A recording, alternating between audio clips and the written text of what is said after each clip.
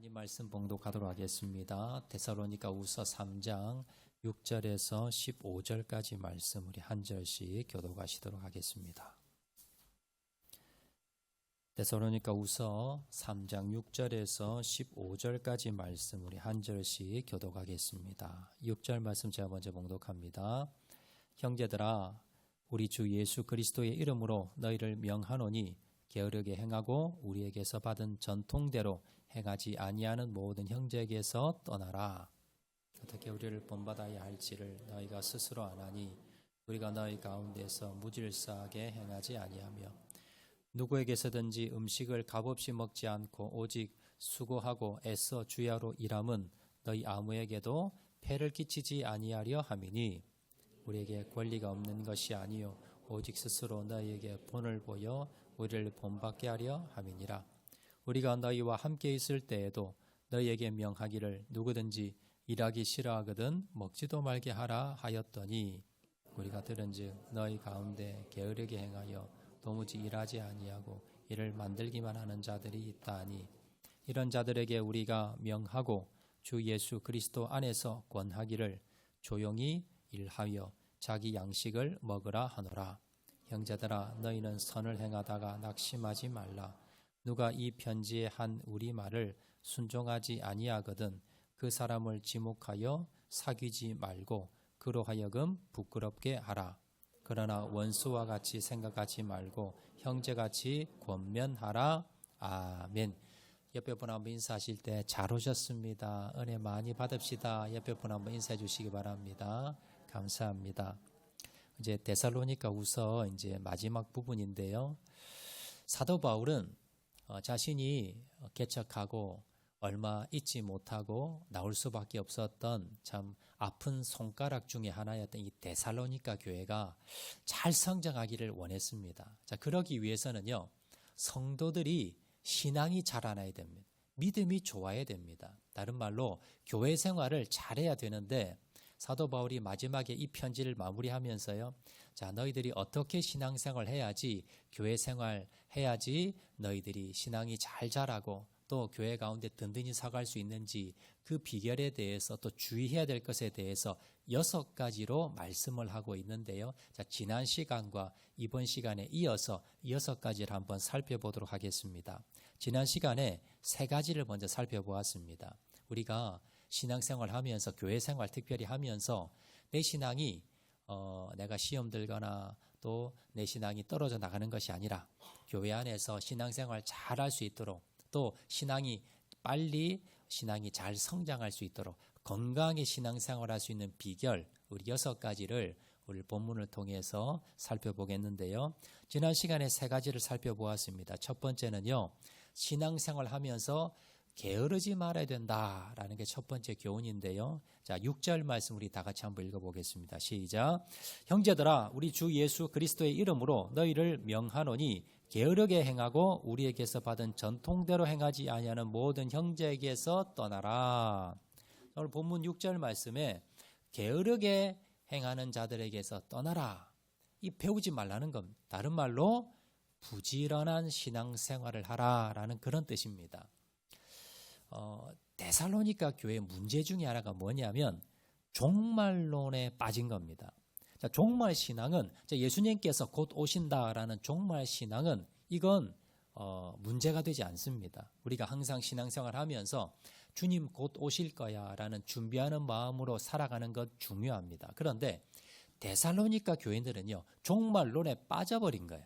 종말론은 뭐냐면 이제 곧 예수님 오시니까 우리가 뭐예요? 일할 필요도 없고 가정 살림할 필요도 없고 공부할 필요도 없고 직장 구할 필요도 없다라고 하면서 놀고 먹는 사람들이 생겼다는 극단적인 그런 행동을 했다는 겁니다. 자, 그래서 이런 사람들은요, 직장도 다니지 않고 또 뭐 가정 일도 돌보지 않고 그러다 보니까 가정이 문제가 되겠지요. 먹고 살 게 없잖아요. 그러다 보니까 교회에서 이 사람들을 돌봐주는 거예요. 자, 특별히 데살로니가 교회는요, 형제 사랑에 대해서 사도 바울이 할 말이 없을 정도로 잘했다는 거예요. 이 말은 뭐냐면 교회 안에서 힘들고 어려운 사람이 있으면요, 그러면 성도들이 가서 밥도 해주고 또 가정도 살림도 돌봐주고 그랬다는 겁니다. 자, 그러다 보니까 교회에 재정이 있는데 어디에 쓰느냐? 멀쩡한 몸이 아프지도 않고 멀쩡한 건강한 젊은 사람이 직장을 다니지 않고 그냥 놀고 있는 거예요. 그러다 보니까 교회에서 재정을 가지고 그 사람들에게 생활비도 해주고 먹을 것도 해주고 또 교회 성도들이 이 사람을 위해서 봉사 헌신하다 보니까 교회에 여러 가지 문제가 생겨난다는 겁니다. 자, 그래서 이런 게으른 자들, 일하지도 않는 사람, 이런 사람을 멀리해라. 또 한 가지 한 걸음 더 나아가서요, 꼭 우리가 오늘날 이렇게 종말론에 빠져서 무의도식하는 사람은 많이 없을 겁니다. 그런데 오늘날 우리가 어떤 사람이 많느냐면 신앙생활하면서 게으른 분들이 계세요. 대표적인 예로서 예배를 드리는데 늦게 오신다거나 아니면 예배 습관적으로 빠지신다거나 어쩔 수 없는 피치 못할 일이 있는 것이 아니라 그냥 나의 게으름 때문에 내가 늦잠을 자고 내가 게으른 이런 것들 때문에 우리가 예배를 소홀히 하고요. 또 기도를 소홀히 하고 또 봉사를 소홀히 하는 이런 분들이 있다면 어떻게 하셔야 돼요? 부지런하셔야 됩니다. 게으름을 떨쳐내셔야 됩니다. 교회 생활이 아니라 여러분 가정도 마찬가지고요. 직장도 마찬가지입니다. 사회생활도 마찬가지입니다. 여러분들이 게으르게 하는 것 하나님이 기뻐하지 않습니다. 여러분들이 사회에서, 가정에서, 교회에서 내가 맡은 바가 있다면, 맡은 직분이 있고 직책이 있다면 이것에 대해서 뭐예요? 최선을 다하는 거예요. 공부하는 학생은 공부를, 그리고 여러분 주부들은 가정에서, 그리고 직장인들은 직장에서, 또한 교회에서 내가 맡은 사명이 있다면 여러분 부지런하게 충성 다하시는 저와 여러분 되시길 주의 이름으로 축원을 드립니다. 두 번째는요, 우리가 신앙생활 잘하기 위한 두 번째 비결은요, 신앙생활을 질서 있게 해야 됩니다. 자, 7절 말씀 다 같이 읽겠습니다. 시작. 어떻게 우리를 본받아야 할지를 너희가 스스로 아나니 우리가 너희 가운데에서 무질서하게 행하지 아니하며. 사도 바울이 데살로니가 교인들과 있으면서 무질서하게 하지 않았다는 겁니다. 교회에서 신앙생활 잘하려면 여러분들이 뭘 잘하셔야 되냐면 질서를 잘 지키셔야 되는데, 여러분 그 질서는요, 지난주 제가 말씀드린 대로 질서의 가장 중요한 건 뭐냐면 기준이 있어야 돼요. 우리가 질서를 따르기는 따르는데 교회에서 목소리 큰 사람, 교회에서 돈 많은 사람, 교회에서 잘 나가는 사람, 이런 사람의 기준을 가지고 하면요, 교회 질서가 잡히지 않습니다. 문제가 일어납니다. 무엇보다도 우리가 질서를 잘 지키려면요, 기준을 잘 잡으셔야 돼요. 교회의 기준은 무엇입니까? 하나님의 말씀만이 기준입니다. 사람이 기준이 되시면 안 됩니다. 하나님의 말씀의 기준을 가지고 그 기준에 따라서 여러분들이 그 기준에 따라서 질서하에서 여러분들이 신앙생활을 하셔야 되는 거예요. 그래서 누구 말이 옳습니까? 하나님 말씀만 옳습니다. 하나님 말씀을 여러분들이 항상 기준을 가지시고 우리가 봉사하고 섬기실 때 여러분 항상 하나님의 말씀의 기준이 무엇인가를 여러분들이 유의하시고 섬기셔야 되고요. 또 교회 안에서는요, 영적인 질서가 있어요. 다른 말로 영적으로 세움받은 사람들이 있습니다. 목회자들이 있고요. 그리고 중직자들이 있습니다. 그리고 각 기관별로 회장님, 총무님, 또 우리 사랑방별로 순장님들이 있으세요. 이렇게 여러분 우리가 세웠지만 그러나 하나님의 영적 질서 아래서 세워진 사람들입니다. 근데 우리가 이럴 때가 있어요. 세워진 사람이 내 눈에 안 찰 때가 있습니다. 내가 볼 때 좀 부족해 보일 때 있습니다. 그런다고 우리가 뭡니까? 질서를 무너뜨리거나 영적인 세워진 질서를 가지고 우리가 이걸 무너뜨려 버리면, 질서를 따르지 않으면 교회 안에 문제가 생기고요. 또 이런 것을 통해서 결국은 뭡니까? 결국은 여러분 내 신앙생활에 문제가 되더라는 겁니다. 제가 이전 교회에 있을 때 한 집사님이 계셨는데요. 이분이 엄청 똑똑한 분입니다. 30대인데 우리나라 대기업의 부장까지 올라간 분이에요. 30대에. 얼마나 똑똑했으면. 일을 너무 잘해요. 자, 그래서 교회 와서도 이제 일을 하는데, 그런데 이제 영적 질서를 잘 모르시는 거예요. 그래서 이제 교회에서 일을 하는데 이분은 어떻게 하냐면 항상 누구와 대화하느냐 하면 항상 담임 목사님만 이야기합니다. 어떤 부서를 맡았는데 그 부서의 교역자도 있고 또 교사들도 있는데요. 그분들과 논의 안 해요. 항상 담임 목사님 올라가서 먼저 자기가 이제 목사님 이런 거 하겠습니다라고 이제 논의를 합니다. 그리고는 이제 부서에 내려와 가지고는요. 내가 담임 목사님과 논의했습니다라고 다 시키는 거예요. 본인이. 거기에 보면 다른 여러 가지 사역자도 계시고 여러 분야에 또 세움받은 분들이 계신데 이분은 뭡니까? 본인이 직장에서 하던 대로 그렇게 일을 하시는 거예요. 그러다 보니까 뭐예요? 그 부서 안에 여러 가지 문제점이 일어나더라는 겁니다. 여러분, 우리가 교회에서 일할 때는요, 영적인 질서가 있습니다. 내가 내 눈에 차지 않더라도, 그리고 뭔가 부족해 보이더라도 하나님께서 세우신 질서 안에서 섬기시는 저와 여러분 되시기를 주의 이름으로 축원을 드립니다. 이제 세 번째입니다. 우리가 신앙생활, 교회생활 잘하기 위해서 세 번째 비결은요, 다른 성도에게 피해 주지 않도록 노력하셔야 됩니다. 자, 8절 말씀인데요. 다 같이 읽겠습니다. 시작. 누구에게서든지 음식을 값없이 먹지 않고 오직 수고하고 애써 주야로 일함은 너희 아무에게도 폐를 끼치지 아니하려 함이니. 이거 보시면 사도 바울이 사도입니다. 그래서 사도 바울은요, 본인이 사역을 하면서 모든 생활비나 사역에 필요한 것들은 교회에서 받을 권리가 있었어요. 자, 구약 성경에 보면 레위인들이 있습니다. 레위인들은요, 지분이 없습니다. 그리고 직장이 없어요. 일터가 없어요. 분깃이 없습니다. 왜냐하면 하나님의 일에 하나님께서 드려진 바 되었고요. 자, 이들은 다른 11지파에서 드려진 11조와 헌물을 가지고 당연히 받을 권리가 있고 생활하는 사람들이었습니다. 신약에 와서는요, 전임 사역자들이 그렇습니다.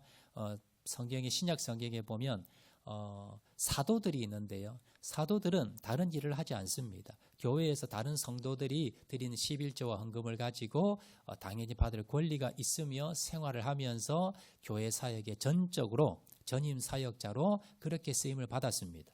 자, 그렇다면 사도 바울도 마찬가지지요. 사도 바울도 사도였고요. 그리고 전임, 오늘날로 말하면 선교사입니다. 그러면 본인이 세운 교회에서 당연히 사례비를, 생활비를 받을 권리가 있었지만 안 받았다는 겁니다. 어떻게 생활했어요? 낮에는 일을 하고 또 밤에는 그 일을 가지고 자기가 생활비를 충당하고 선교비로 충당하면서, 그러면서 또 밤에는 성경 공부를 하고 전도를 하고 그러면서 생활했다는 겁니다. 왜 그렇게 했느냐? 8절 말씀 한 번 더 띄워주시겠습니까? 왜 그렇게 힘들게 사역을 그렇게 했는가?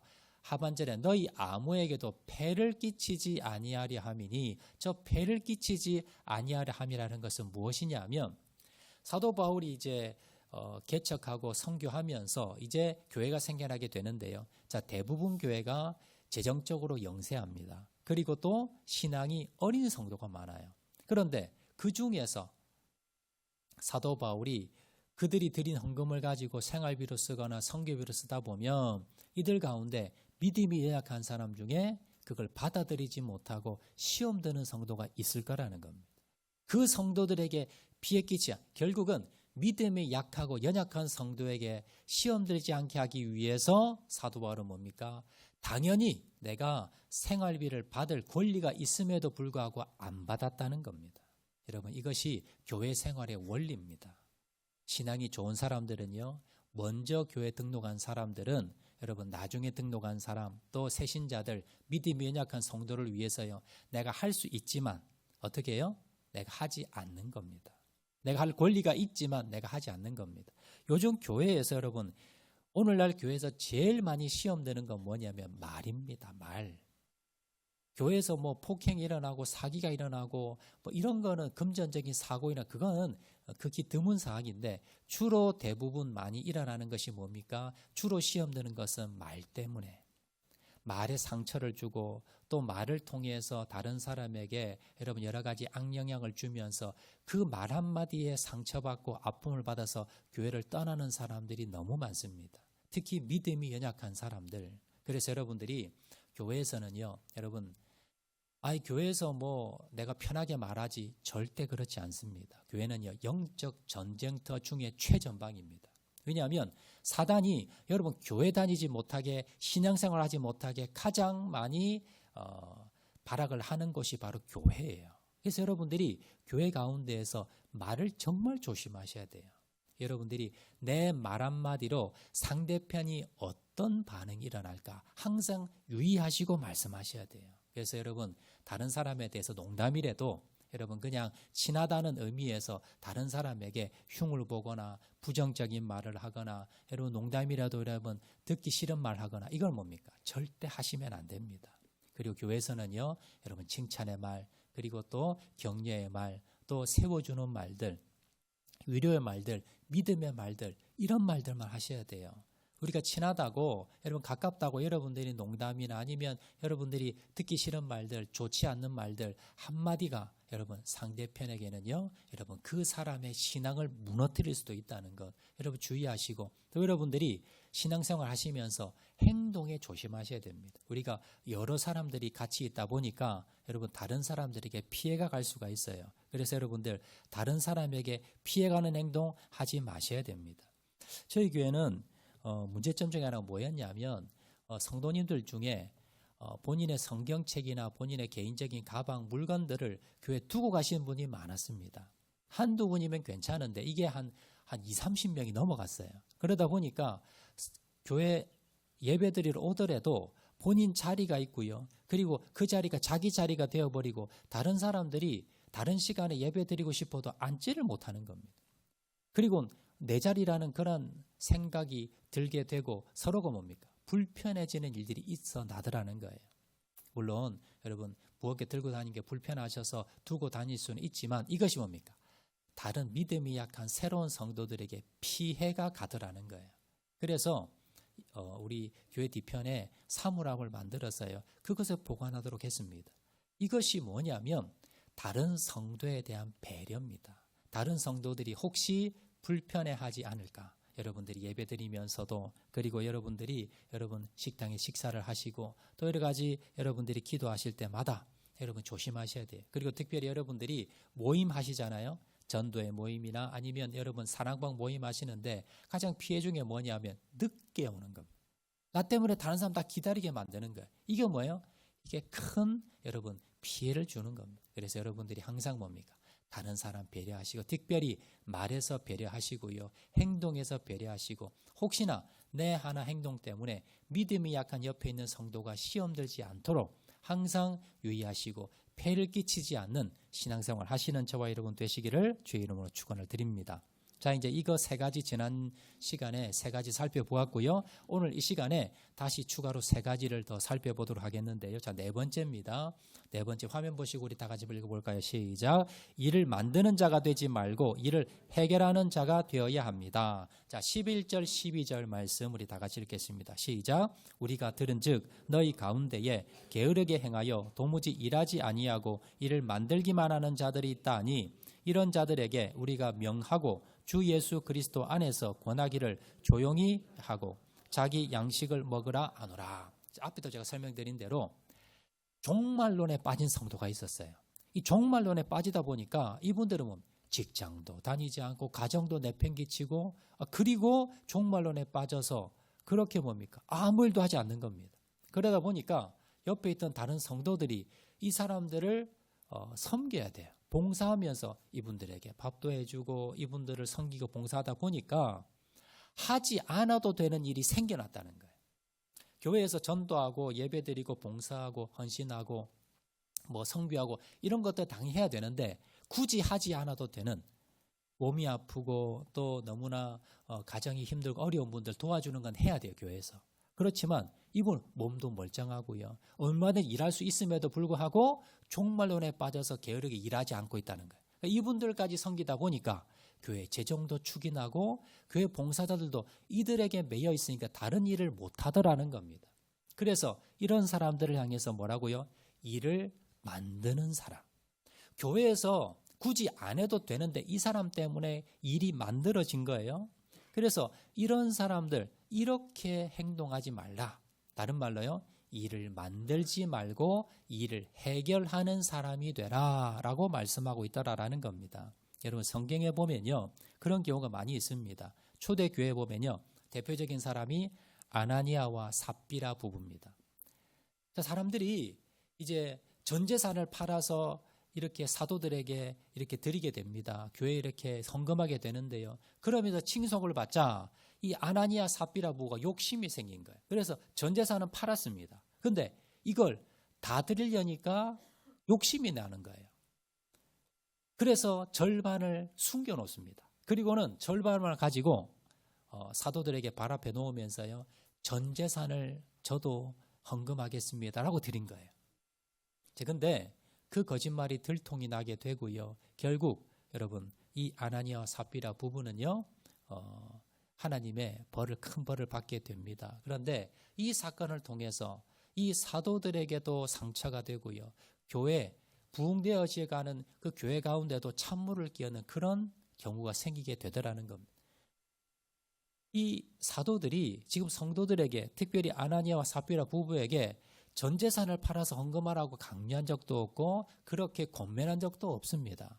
그가 스스로 뭡니까? 칭송받기 위해서 칭찬받기 위해서 욕심을 부리다가 사도들이 이 사역하는 데에 여러 가지 피해와 여러 가지 일들을 만드는 그런 일을 만들어냈다는 거예요. 또 대표적인 경우가 빌립보 교회 같은 경우에 유오디아와 순두계라는 두 여성 지도자입니다. 이 두 분이 오늘날로 말하면 권사님 정도 되겠지요. 교회에 아주 리더격으로 아주 교회를 좌지우지하는 그런 리더였습니다. 그런데 이 유오디아와 순두계 이 두 분이 싸운 겁니다. 교회에서 다툰 거예요. 그러다 보니까 교회에서 뭡니까?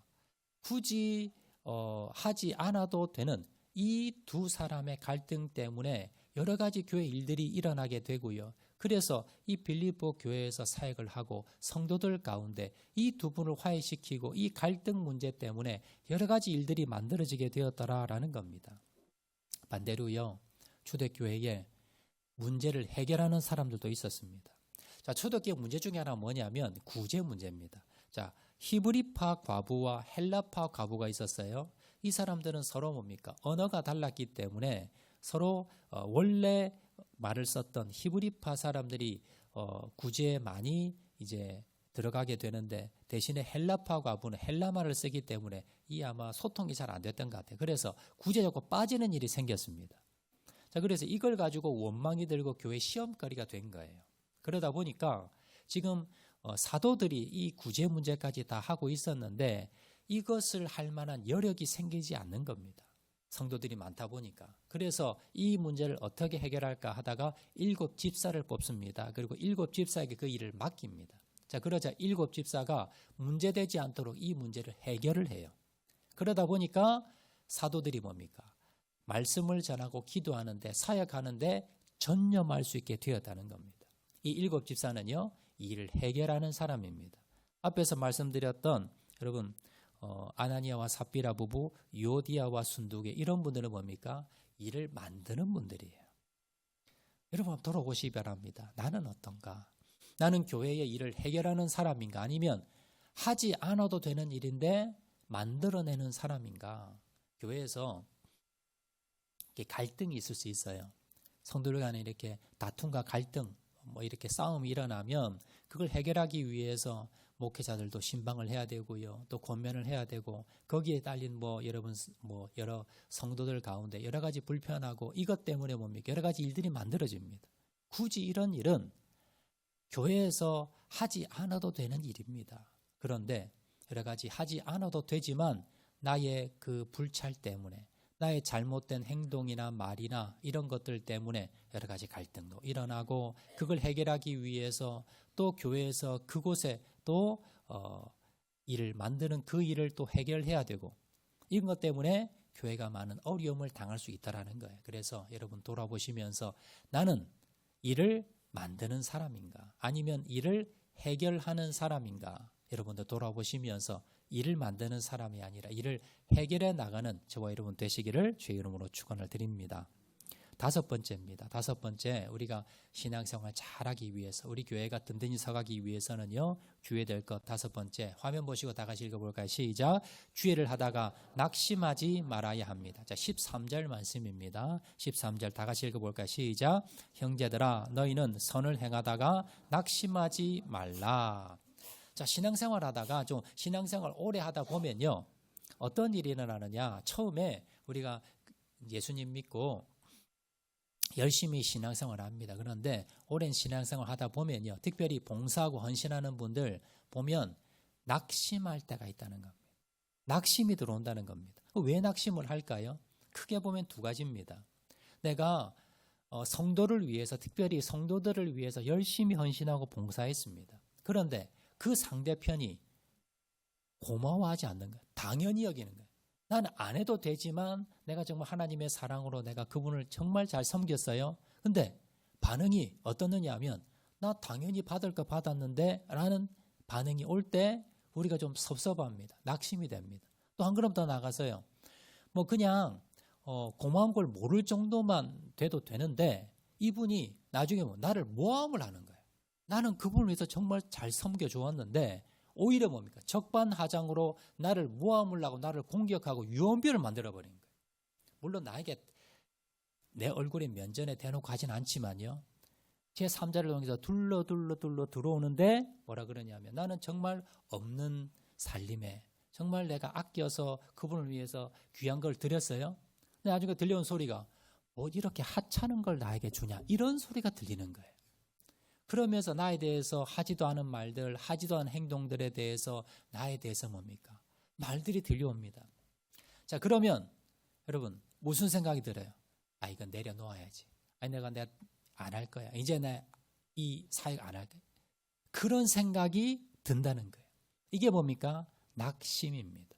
또 크게 어떤 때 우리가 낙심이 되냐면요. 내가 한 영혼을 위해서 내가 최선을 다해 섬겼습니다. 그런데 1년이 지나고 2년이 지나고 10년이 지나고 20년이 지났어요.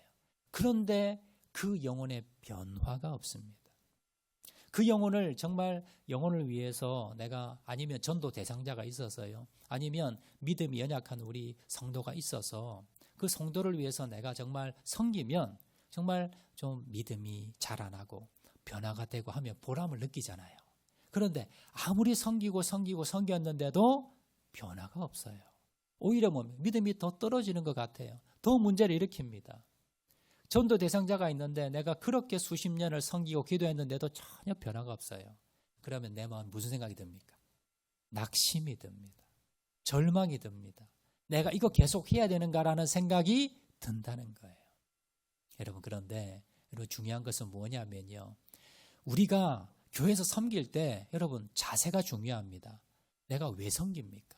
왜 교회에서 내가 보수도 받지 않고 내 돈 써가면서 내 시간 아껴가면서 왜 섬깁니까? 주님 때문에 섬기는 겁니다. 내가 사람에게 인정받으려고 섬기는 게 아니라는 거예요. 그 사람이 나를 알아주지 않고 도리어 나를 공격하고 나를 비방하고 나를 욕을 하더라도 나는 그 사람을 위해서 섬긴 것이 아니라 주님의 사랑 때문에 주님께 받은 은혜 때문에 섬긴 것이기 때문에 여러분 그 사람에게서 받으려고 생각하지 말라는 겁니다. 이 마음을 가지셔야 돼요. 그리고 여러분 내가 어떤 섬김을 할 때 열매가 없으면 지치기 마련입니다. 농부가 열심히 한 해 농사를 지었는데 수확이 없어요. 얼마나 허탈합니까? 그렇지만 여러분 열매는요 내가 맺는 게 아니에요. 하나님이 맺으시는 겁니다. 하나님이 맺게 해주시는 겁니다. 그래서 그걸 뭡니까? 우리가 기다리셔야 되고 맡겨드려야 됩니다. 10년 지나고 20년이 지나서 내가 그렇게 섬겼는데 열매가 없다, 전도가 안 된다, 낙심하지 마시고요.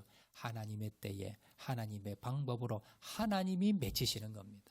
내가 노력했다고 맺어지는 게 아니라는 거예요.